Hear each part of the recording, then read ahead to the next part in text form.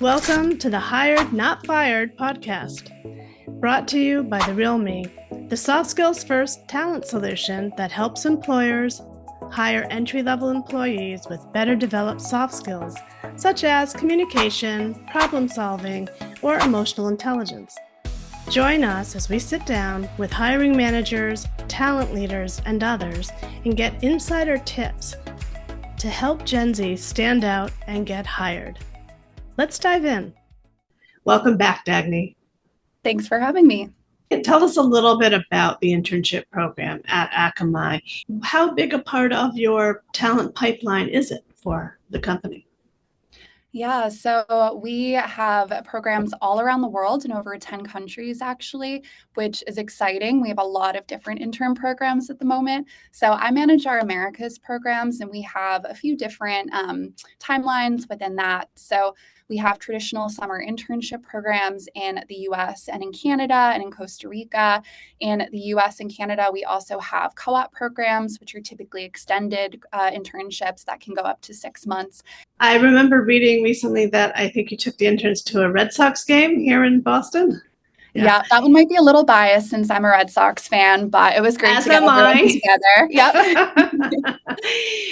But, that presents a little bit of a challenge when you have so many remote interns as well. How do you build community and do events with people all over the world? I don't suppose you fly them all in. For sure. I wish I could. If I just had a private jet going around.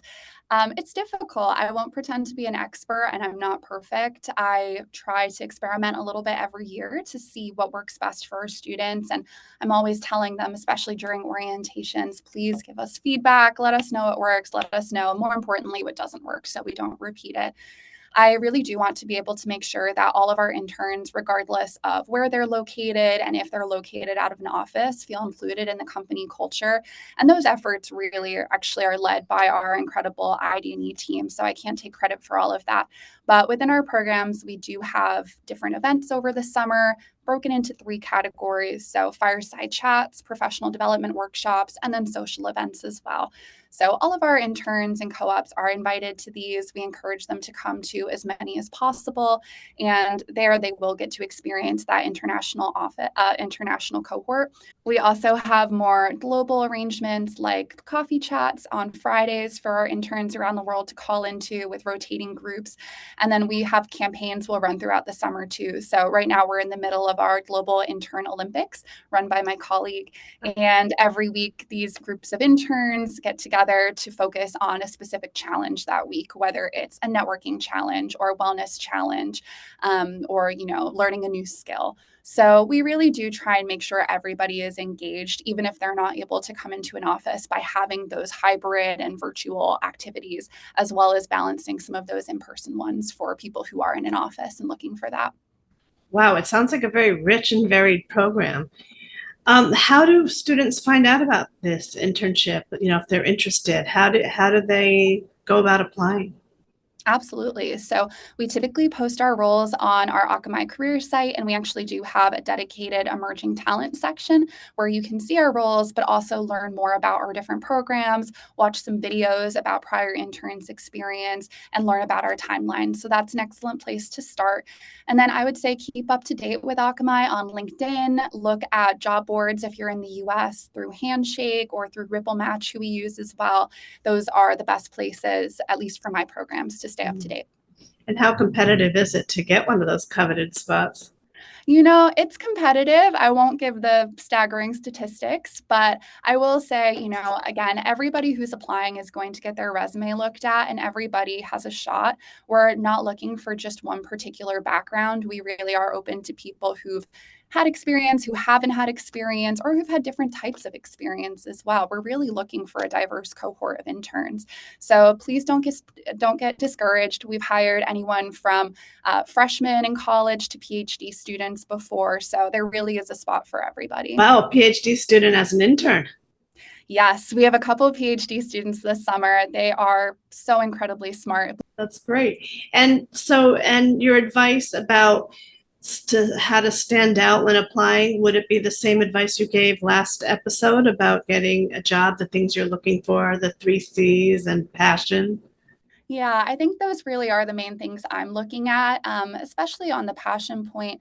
It can be harder to demonstrate soft skills on a resume, I grant you that, but don't be afraid to really put, the different projects that you've worked on, the classes you've really enjoyed. If you have a portfolio of work, put that on your resume too. Those are all things that we love to see. It really does help shape you as an individual in our eyes and can help you stand out from the crowd.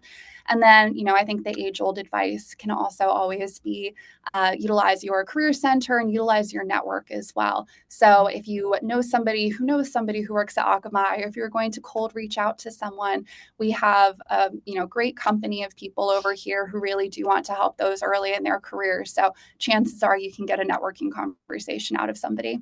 Well, that's great to know. And now, for those who do get accepted into the internship, what can interns do to shine when they're in the internship? And then after that, what percentage of interns actually get full-time offers? And is that a significant part of your pipeline for hiring for early career positions? Yeah, great question. So for me, what I've seen, the interns who stand out the best are the people who really are focusing on, working with others at Akamai and meeting others at Akamai. I had an intern a few years ago who I was so impressed. She kept a tracker of everyone she was networking with over the summer.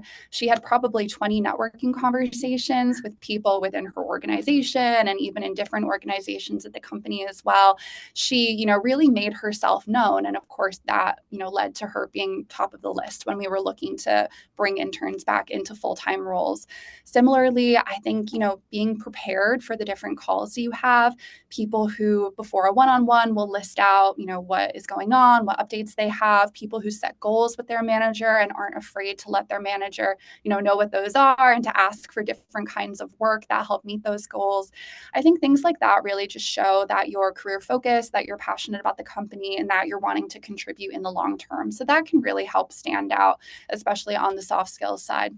In terms of, bringing interns back into full-time roles, that's Yes. absolutely always a priority. Our intern program is a pipeline for full-time roles at the company. The rate can, vary year by year, and actually is even still ongoing. We're still making offers to people from last year to come back to the company. So I don't have a set rate right now, but definitely, we want to bring back strong performers. We want to continue to maintain that great pipeline to continue pushing us forward as a company. Yeah, that's great. Which leads me to ask, is your internship program so robust that it fulfills all your hiring needs, or do you also hire for entry-level positions outside of your internship program? For sure. So I would say interns, I for most of our new graduate hiring, we are looking at former interns or co-ops, but it's not exclusively for people who fit into that category. We do supplement with, external hiring for new graduate programs. For a software engineer one role that might open up within a team, we're looking at an external audience as well. I think you can definitely have a leg up in the interview process if you were a former intern or co-op, just because you can speak to some of your work at the company. But every year we do have people joining externally as well. So I would say there are plentiful opportunities for both. Great advice. So, is there anything I didn't ask you that you think it would be helpful for our listeners to know about getting an entry-level position or internship? For sure. I think it's really difficult in this day and age. We're seeing a lot of stories around AI shrinking the entry-level job market. I know I've experienced this personally too. It's really hard not to compare yourself to peers and to colleagues, classmates. We have LinkedIn showcases everyone's accomplishments these days. So my advice for people who are looking for those first jobs would, really be to know that you're on your own path and know that things will work out for you. Don't focus on, the fancy title that someone might have at TikTok or their investment banking job. Just stay focused on what you're looking for. Keep track of what you're applying to, who you're talking to, utilize your network. And, don't be discouraged if you get some rejections up front. It happens to everyone. It will work out in the end for you. But comparison is the thief of joy. It's very difficult in this day and age not to compare. So I understand it's hard. Yeah, great quote. Thank you so much, Dagny. This has been so helpful, and I know that our listeners got a lot out of this. So thank you. Yeah, my pleasure.